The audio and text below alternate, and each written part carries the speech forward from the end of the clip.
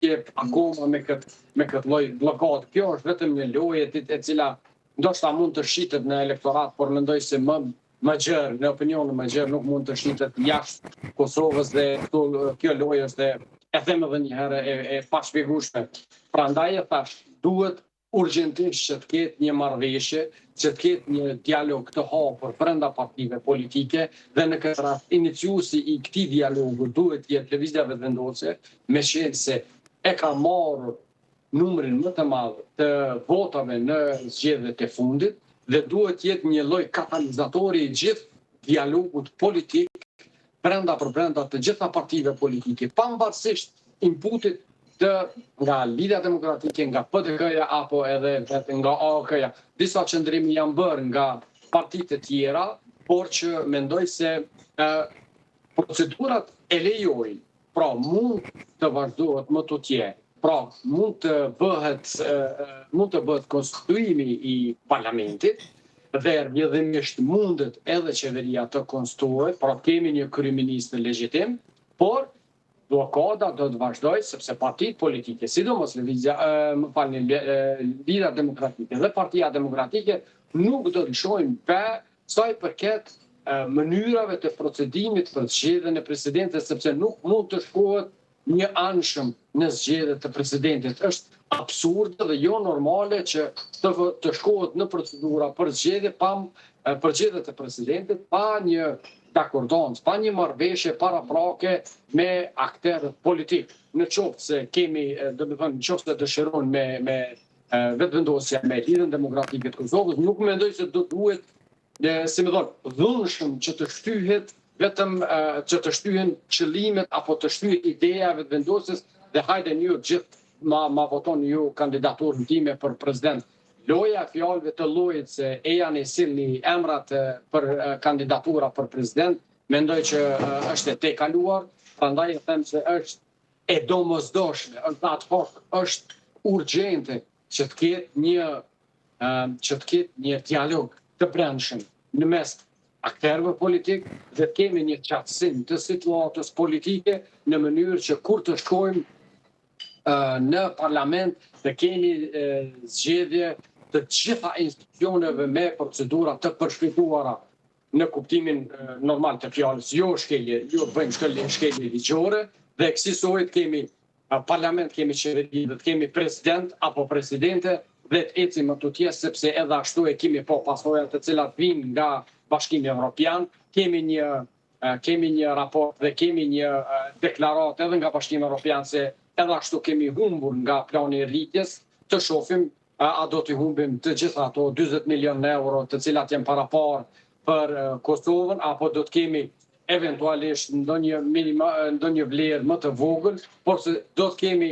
humbje është më së e qartë, e ajo që duhet të potencohet është se le të shpresojmë që mos kemi edhe humbje të tjera financiare si rezultat i mos konsolidimit të gjitha institucioneve shtetërore dhe mos stabilitetit politik dhe apo ndryshe instabilitetit politik institucional këtu në Kosovë, sepse e shohim se jemi të fundit në të gjitha aspektet, edhe sa i përket integrimit, edhe sa i përket çështjeve të tjera. Prandaj është emergjente që të kemi një konstituim dhe të kemi një seriozitet. Lejoni ta potencoj. Kemi një seriozitet në diskutimet brenda partive politike dhe të kemi oferta konkrete. Jo të bëjmë lojë fjalësh se si do të ecim më tutje dhe në fund të fundit pra të vazhdojmë me blokada dhe le të shpresojmë që potencialisht mos të shtyhet përpara ideja që prap në fund të vitit të shkojmë në zgjedhje sepse do të jetë një katastrofë për të gjithë ne. Dhe mendoj që liderët politik duhet, le të themi edhe ta them edhe këtë, të thirrin mendjes dhe të bashkëpunojnë të gjithë mes veti. Tashmë Presidentja në detyrë ushtruesja e detyrës së presidentes ka 30 ditë kohë nga dita e sotme për të thirrur seancën, do ta trazë brenda fatit kushtetues. Ka thënë zonja Xhiu, por pa specifikuar se kur. Pra, deri me 9 gusht ka kohë për të konstituar parlamentin, më pas janë 2 muaj afat për zgjedhjen e presidentit, paktën nga interpretimi i fundit që ka bërë gjykata kushtetuese. Kjo kohë mendon se do të përdoret për negociata para krijimit të qeverisë apo thjesht për të shtyrë në kohë ndoshta mbajtjen e zgjedhjeve nëse opozita nuk do të votojë kandidatin që do të kërkojë vetëvendosje për president? Prandaj domethënë ka 2 lloj interpretimesh apo 2 anë të medaljes sa i përket këtij çështje. E them edhe një herë se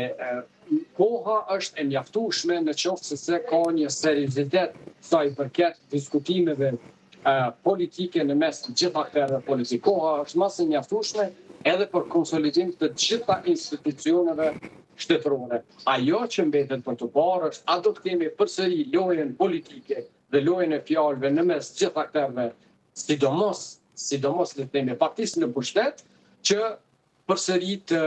trumpetohet ajo ideja që të shkojmë përsëri në fund vit në zgjedhje e cila do të jetë sinqerisht e përsëris katastrofike. Prandaj mendoj se duhet të jetë një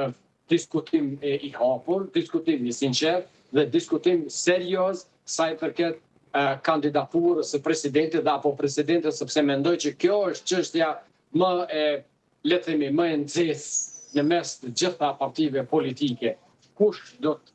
propozoj kandidaturën për president dhe kush do të zgjedhë, le të themi, apo cili do të jetë kandidati për president. Për kryeministër e dim se si do të shkojnë gjëra, gjithashtu edhe për kryetar të parlamentit e dim se Lëvizja Vetëvendosur do ta propozoj dhe i takon që ta propozoj kandidaturën e vet dhe ta zgjedhë kandidaturën nga radhët e saj sa i përket kryetarit të parlamentit. Prandaj mendoj se kjo pjesa e dytë e medaljes, ana le të themi e idesë së shkuaris përsëri në zgjedhje, mendoj se aktorët politik duhet ta largojnë nga mendja. Duhet ta heqin këtë ide nga mendja që të shkojnë përsëri në zgjedhje, sepse do të jetë një katastrofë në shumë aspekte dhe në asnjë mënyrë nuk mendoj se do të kemi ndryshim të rezultatit apo në qoftë se Lëvizja Vetëvendosur pretendon që t'i marrë 70% të elektoratit apo të votave, të fitoj 70% të vota, mendoj se kjo do të jetë e pamundur dhe kësaj do të jetë një pafundësi çdo le të themi 7-8 muaj të shkojnë në zgjedhje të kemi parapërsisht rreth 10 milion euro humbje,